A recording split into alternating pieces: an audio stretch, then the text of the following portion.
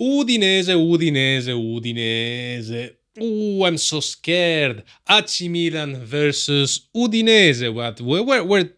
Where does Udinese come from?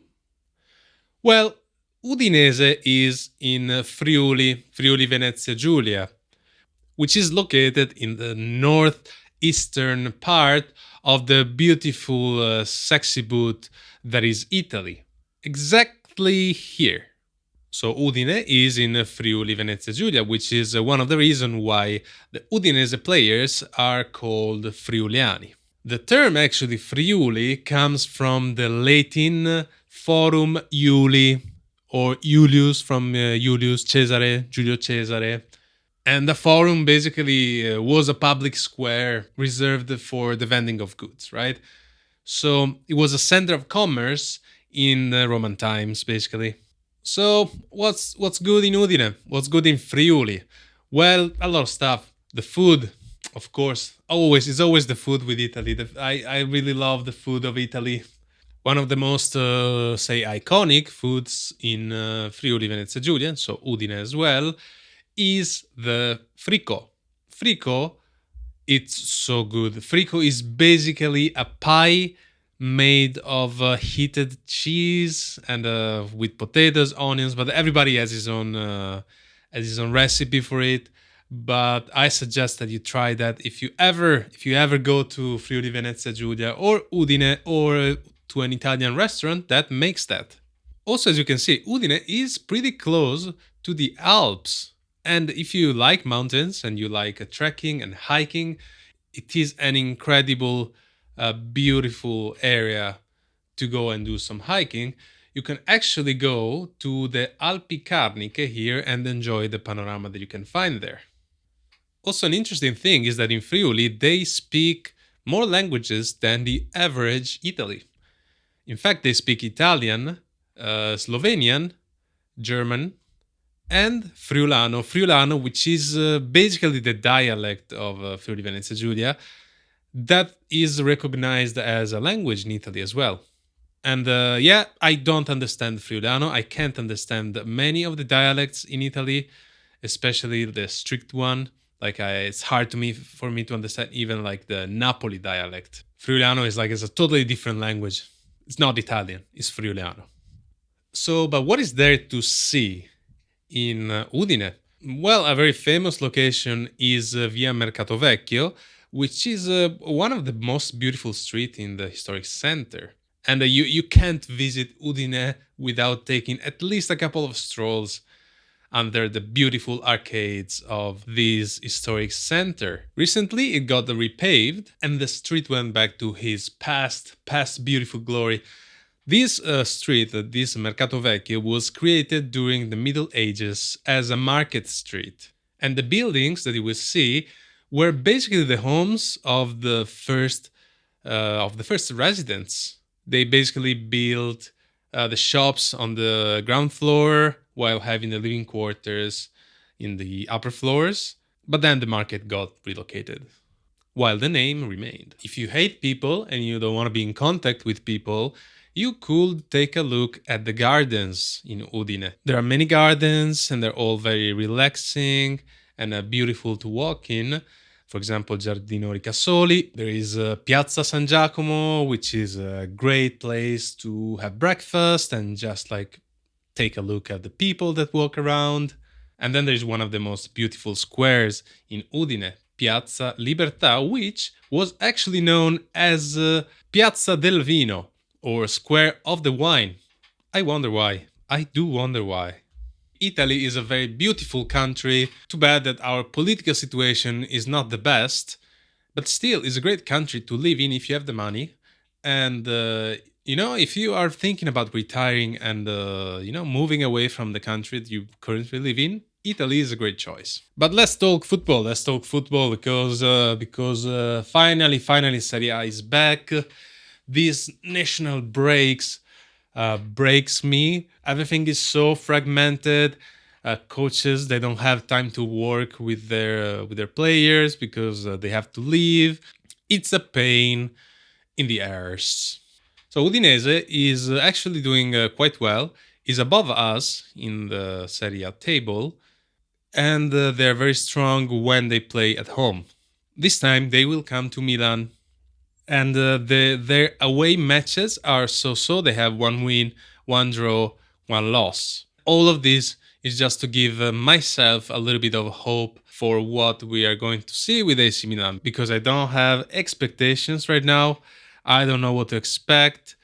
A few of our players are out, some are getting punished. We're like a kindergarten, right? So regarding AC Milan formation, what are we going to see? Mainly the same players. So we're gonna have Maignan, the unbeatable, undefeatable, unbreakable Emerson Royal. Then we're gonna have Gabbia with probably Pavlovic, because Tomori is punished and he's not doing too well tomorrow, even so. It's a good chance for Pavlovic to show us what he is really about, even if we saw some good stuff and some bad stuff from Pavlovic. And then we're gonna have Tracciano, Jimenez. Nobody knows. The newspaper don't know. They say that Tracciano has an edge compared to Jimenez, and if Tracciano has an edge compared to Jimenez, then I don't know what to say. It's like at this point, anybody's fine, because I never saw Jimenez this year, so what can I expect? I did see Tracciano, but I don't know. In the midfield, we're gonna have the same. We're probably gonna have Fofana with Reinders. I think Loftus-Cheek is injured still. Maybe Chukwueze is injured too. We don't know if he's gonna be available for the match. Beautiful, the beautiful news from AC Milan. These international breaks really breaks so many players. Our attack is mostly the same. We're gonna have Leao, maybe revitalized from the Portugal matches, and there are talks of him getting the captain brace, because it's the only way to get him motivated enough, I guess. Even if I think that the captain brace should go to Gabbia. In this situation we are in right now, Gabbia deserves it. We're gonna have Morata and Pulisic, obviously. Pulisic, how long can Pulisic last? I hope he lasts as long as possible. And as main striker, or the striker next to Morata, is probably going to be Okafor, because Abraham punished.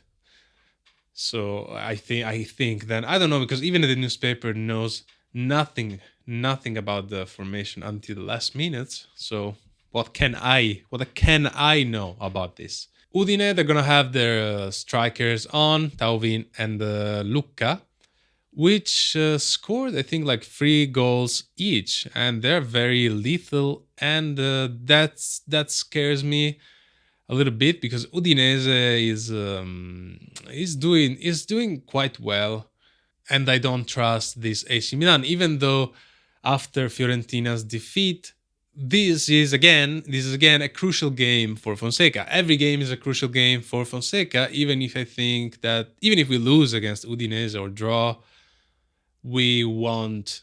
I mean, the management is not going to fire Fonseca anyway. So, but every game is crucial, and every game we say we cannot drop points, and so far it's not going that well, because in 7 games we won 3, and then draw 2 and lost 2, which is terrible for a team like AC Milan that should be wanting to win the Serie A, right?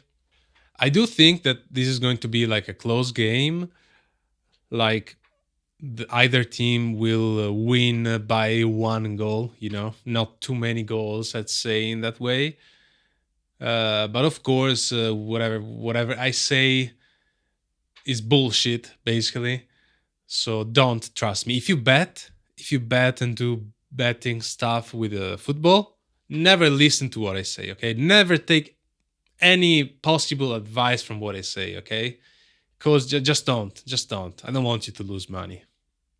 But this is going to be actually a nice football weekend, because we're going to have Juventus versus Lazio, Roma versus Inter.